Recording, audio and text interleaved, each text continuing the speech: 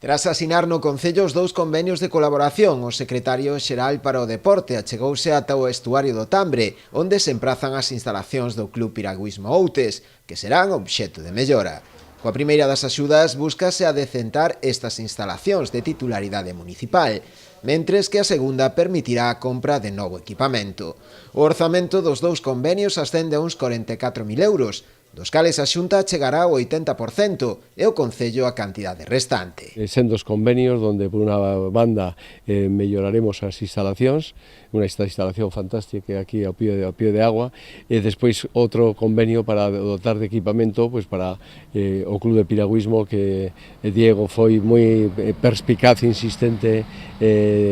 definitiva o seu traballo para que isto fose unha realidad. Por lo tanto, espero que en unos meses teñamos feito as obras aquí suficientes para, insisto, dotar unha vez máis este compromiso da Xunta e da Secretaría do Deporte co deporte en xeral e co piragüismo, deportes náuticos en particular. O que queremos é, promover unha actividade que